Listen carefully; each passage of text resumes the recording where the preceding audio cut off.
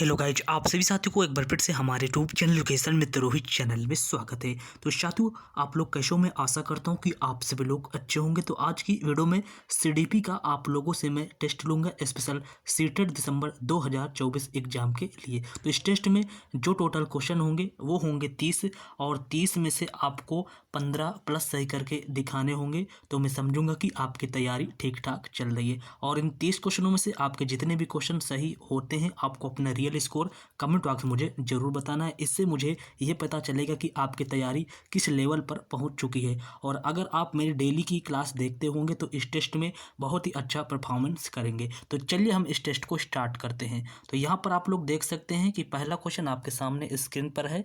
आपको बताना है विकास किससे प्रभावित होता है। तो यहाँ पर पहला, दूसरा, तीसरा आपको पढ़ना होगा और बताना होगा। नीचे उपयुक्त विकल्प को चुनना होगा कि विकास किससे प्रभावित होता है। चलिए भाई, बताने की कोशिश करें। तो यहाँ पर देखिए, विद्यार्थी के व्यक्तिगत कारकों से बिल्कुल सही है, स्कूली माहौल से और सामाजिक पारिवारिक प्रभावों से। यहाँ पर विकास जो है इन तीनों से प्रभावित होता है। तो यहाँ पर ऑप्शन नंबर 4 बिल्कुल करेक्ट हो जाएगा, यानी पहला, दूसरा, तीसरा।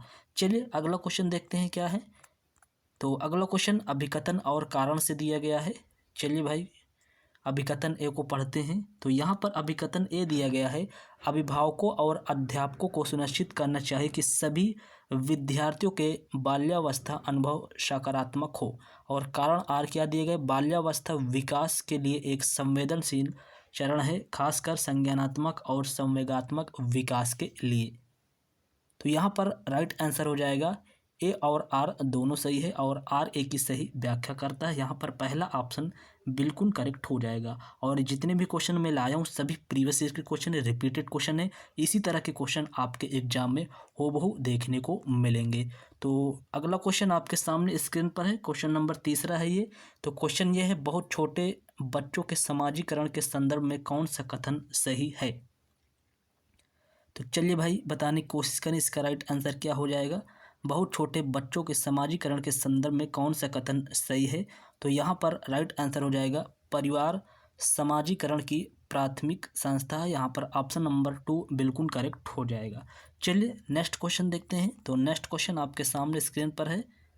तो यहाँ पर क्वेश्चन जीन पियाजे से रिलेटेड है। तो जीन पियाजे के संज्ञानात्मक विकास के सिद्धांत के अनुसार बच्चे किस चरण पर यह समझने लगते हैं कि वस्तुओं के आंखों से ओझल हो जाने से उनका अस्तित्व खत्म नहीं हो जाता। तो आप सभी लोग बताएं भाई, very very most important question है ये। इस क्वेश्चन पर डबल स्टार लगा लीजिए और सभी लोग आंसर बताने की कोशिश करें। इसका राइट आंसर क्या हो जाएगा, सभी लोग बताने की कोशिश करें इसका राइट आंसर क्या हो जाएगा। तो इसका राइट आंसर हो जाएगा संवेदी गामक। यहाँ पर ऑप्शन नंबर 1 बिल्कुल करेक्ट हो जाएगा। चलिए नेक्स्ट क्वेश्चन देखते हैं क्या है। तो नेक्स्ट क्वेश्चन आपके सामने स्क्रीन पर है। तो ये भी क्वेश्चन बहुत इंपॉर्टेंट क्वेश्चन है। तो चलिए क्वेश्चन को हम पढ़ते हैं। तो क्वेश्चन ये है, कंकड़ों से खेलते हुए एक बच्चा यह खोजता है कि दो कंकड़ों के दो समूह मिलकर 4 कंकड़ों का एक समूह बनाते हैं। बच्चे द्वारा किया गया यह अनुभव क्या दर्शाता है। तो यहाँ पर इसका राइट आंसर हो जाएगा संरक्षण। यहाँ पर ऑप्शन नंबर 1 बिल्कुल करेक्ट हो जाएगा। चलिए नेक्स्ट क्वेश्चन देखते हैं क्या है। तो ये क्वेश्चन नंबर 6वां आपके सामने स्क्रीन पर है। क्वेश्चन यह है, निशा अपना गृह कार्य पूरा करना सुनिश्चित करती है ताकि गृह कार्य पूरा न होने के कारण अध्यापका द्वारा शर्मिंदा किए जाने से बच सके। लॉरेंस कोहलबर्ग के नैतिक विकास के सिद्धांत के अनुसार इस तरह का तर्क किस चरण को दर्शाता है, आपको बताना होगा। तो यहाँ पर राइट आंसर हो जाएगा परंपरागत, यानी ऑप्शन नंबर 2 बिल्कुल करेक्ट हो जाएगा। चलिए नेक्स्ट क्वेश्चन देखते हैं क्या है। तो क्वेश्चन नंबर 7वां आपके सामने स्क्रीन पर है। तो लेओ वागोत्स्की का सिद्धांत मुख्यतः डैश के डैश विकास पर पड़ने वाले प्रभाव की व्याख्या करता है। तो इन खाली स्थानों पर कौन सा ऑप्शन बिल्कुल सही बैठेगा, आपको बताना होगा। तो लेओ वागोत्स्की का सिद्धांत मुख्यतः सांस्कृतिक उपकरणों के संज्ञानात्मक विकास पर पड़ने वाले प्रभाव की व्याख्या करता है। यहाँ पर ऑप्शन नंबर 3 बिल्कुल करेक्ट हो जाएगा। चलिए अगला क्वेश्चन देखते हैं क्या है। तो क्वेश्चन नंबर 8वां आपके सामने स्क्रीन पर है। तो क्वेश्चन को चलिए हम पढ़ते हैं। तो सभी लोग बताने की कोशिश करिए इसका राइट आंसर क्या हो जाएगा। क्वेश्चन ये है, लेव वागोत्स्की के सिद्धांत के अनुसार एक अध्यापिका को क्या करना चाहिए। तो आपको मैं बता दूं कि लेव वागोत्स्की हो गए, जीन पियाजे हो गए, लॉरेंस कोहलबर्ग हो गए, हार्वर्ड गार्डनर हो गए, इनसे जो है सीटेट में खूब भर भर के क्वेश्चन पूछे जाते हैं। सिर्फ सीडीपी ही में नहीं, और भी हिंदी हो गया, संस्कृत हो गया, इनमें भी क्वेश्चन खूब पूछे जाते हैं।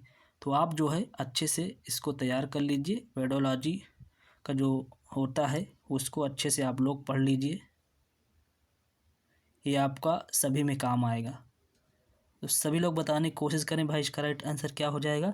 तो यहाँ पर लेव वागोत्स्की के सिद्धांत के अनुसार एक अध्यापक को क्या करना चाहिए। तो यहाँ पर संकेत और इशारे देकर विद्यार्थियों को उपयुक्त पाठ प्रदान करनी चाहिए। यहाँ पर ऑप्शन नंबर 1 बिल्कुल करेक्ट हो जाएगा।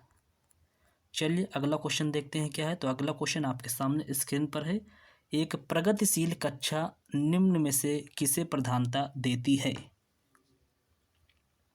तो एक प्रगतिशील कक्षा निम्न में से किसे प्रधानता देती है। तो यहाँ पर राइट आंसर हो जाएगा विद्यार्थियों के मतों और अनुभवों को। यहाँ पर ऑप्शन नंबर 4 बिल्कुल करेक्ट हो जाएगा। चलिए नेक्स्ट क्वेश्चन देखते हैं क्या है।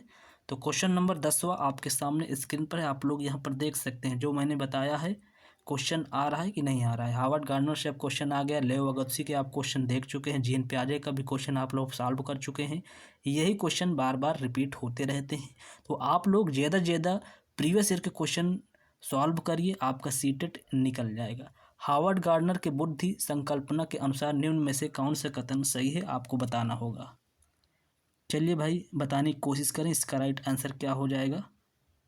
सभी लोग बताने की कोशिश करें। तो यहाँ पर जो राइट आंसर हो जाएगा, व्यक्तियों में विभिन्न प्रकार की बुद्धियों के विभिन्न स्तर पाए जाते हैं। यहाँ पर ऑप्शन नंबर 3 बिल्कुल करेक्ट हो जाएगा। चलिए अगला क्वेश्चन देखते हैं क्या है। तो अगला क्वेश्चन आपके सामने स्क्रीन पर है। क्वेश्चन नंबर 11 है, समकालीन सिद्धांतों के अनुसार किस प्रकार का कक्षा माहौल संज्ञान को सुसाधित करता है। तो यहाँ पर राइट आंसर हो जाएगा मुद्रक संपन्न और संसाधन परिपूर्ण, यानी पहला ऑप्शन बिल्कुल करेक्ट हो जाएगा। नेक्स्ट क्वेश्चन आपके सामने स्क्रीन पर है। Question number 12 gender. तो जेंडर आपको बताना है। तो जेंडर सामाजिक संरचनाओं द्वारा निर्मित होता है। यहाँ पर पहला ही ऑप्शन बिल्कुल करेक्ट हो जाएगा। चलिए अगला क्वेश्चन देखते हैं क्या है। तो क्वेश्चन नंबर 13 आपके सामने स्क्रीन पर है। आप लोग देख लीजिए, जीन पियाजे से रिलेटेड क्वेश्चन आपके सामने आ चुका है। तो चलिए सभी लोग बताने की कोशिश करें इसका राइट आंसर क्या हो जाएगा। तो क्वेश्चन ये है कि जीन पियाजे के सिद्धांत में किसी वस्तु के सामने न होने की स्थिति में चिन्हों द्वारा उसे दर्शाकर काम करने की योग्यता क्या कहलाती है। तो सभी का जवाब आना चाहिए इसका राइट आंसर क्या हो जाएगा। तो इसका राइट आंसर हो जाएगा लाक्षणिक प्रकारता, यानी यहाँ पर ऑप्शन नंबर 2 बिल्कुल करेक्ट हो जाएगा। चलिए अगला क्वेश्चन देखते हैं क्या है।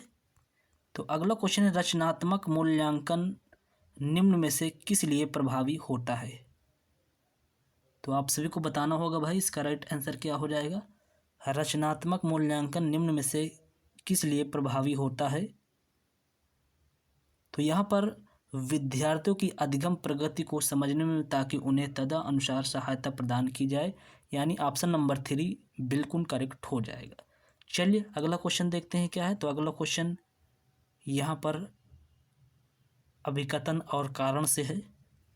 तो चलिए हम अभिकथन को पढ़ते हैं। सबसे पहले हम अभिकथन को पढ़ेंगे। यहाँ पर दिया गया है, एक कक्षा में अध्यापिका को विद्यार्थियों को अपने विचारों के मौखिकरण, चर्चा और वैचारिक बहस करने के लिए बढ़ावा देना चाहिए।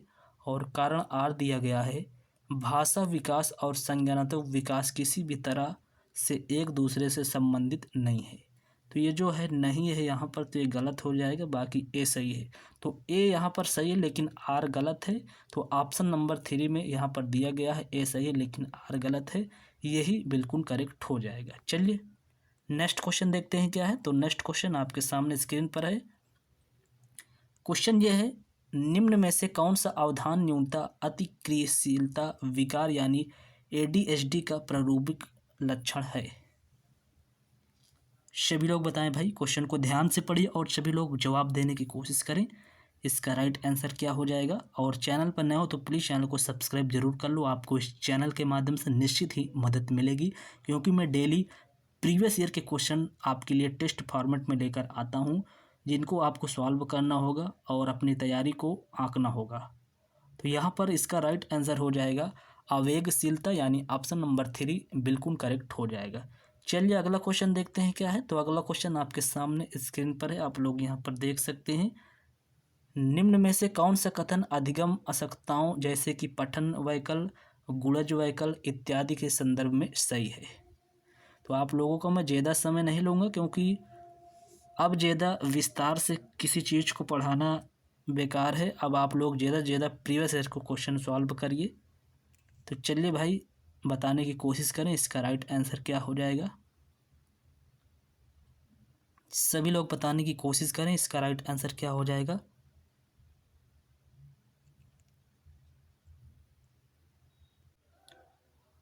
तो देखिए इसका राइट आंसर हो जाएगा अधिगम अशक्तता तंत्रिका संबंधी और वातावरणीय दोनों तरह के कारकों से प्रभावित होती है। यहाँ पर ऑप्शन नंबर 4 बिल्कुल करेक्ट हो जाएगा। चलिए अगला क्वेश्चन देखते हैं क्या है। तो अगला क्वेश्चन आपके सामने स्क्रीन पर है, क्वेश्चन नंबर 18 है। श्रवण बाधिता से जूझते विद्यार्थियों के लिए निम्न में से अधिगम का कौन सा तरीका प्रभावशाली नहीं होगा? यहाँ पर नहीं होगा पूछा गया है। आपको पेपर हॉल में ये भी ध्यान देना होगा कि नहीं पूछा जा रहा है कि क्या पूछा जा रहा है। तो अगर आप नहीं को नहीं ध्यान देंगे तो आप लोग पॉजिटिव आंसर लगाकर चले आएंगे, वो बिल्कुल गलत हो जाएगा। और तब बाद में जब आप 1 नंबर से फेल हो जाते हैं तो बहुत दिक्कत होती है। तो आपको विशेष तौर पर ध्यान देना होगा कि क्वेश्चन क्या पूछा जा रहा है यहाँ पर। तो श्रवण बाधिता से जूझते विद्यार्थियों के निम्न में से अधिगम का कौन सा तरीका प्रभावशाली नहीं होगा? तो यहाँ पर राइट आंसर हो जाएगा क्रिया आधारित, यानी यहाँ पर ऑप्शन नंबर 3 बिल्कुल करेक्ट हो जाएगा। चलिए अगला क्वेश्चन देखते हैं क्या है। तो अगला क्वेश्चन आपके सामने स्क्रीन पर है, क्वेश्चन नंबर 19 है ये। तो प्रतिभाशाली विद्यार्थियों की ज़रूरतों को पूरा करने के लिए निम्न में से कौन सा कदम नहीं अपनाना चाहिए? कौन सा कदम नहीं अपनाना चाहिए यहाँ पर? तो उत्तेजक संवर्धन गतिविधियाँ प्रदान करना बिल्कुल सही बात है। मानकीकृत पाठचर्या को लागू करना, यहाँ पर आपका नेगेटिव मिल गया है मानकीकृत, और यहाँ पर नेगेटिव क्वेश्चन में भी है। तो ये जो है बिल्कुल सही हो जाएगा, यानी मानकीकृत पाठचर्या को लागू करना यही जो है आपका सही हो जाएगा, क्योंकि यहाँ पर गलत ही पूछा गया है। चलिए अगला क्वेश्चन क्या है। तो अगला क्वेश्चन आपके सामने स्क्रीन पर है, क्वेश्चन नंबर 20 का राइट आंसर क्या होगा? सभी लोग बताने की कोशिश करें। तो क्वेश्चन यह है, एक समावेशी कक्षा में शालीनता से जूझते विद्यार्थियों की ज़रूरतों को पूरा करने के लिए निम्न में से क्या प्रभावी होगा? तो अधिगम उपागम में निरंतरता, यानी ऑप्शन नंबर 1 यहाँ पर बिल्कुल करेक्ट हो जाएगा। चलिए अगला क्वेश्चन देखते हैं। तो यहाँ पर आप लोग देख सकते हैं, ये अगला क्वेश्चन आ चुका है, क्वेश्चन नंबर 22 है। विद्यार्थी उस जानकारी को जल्दी भूल जाते हैं जो,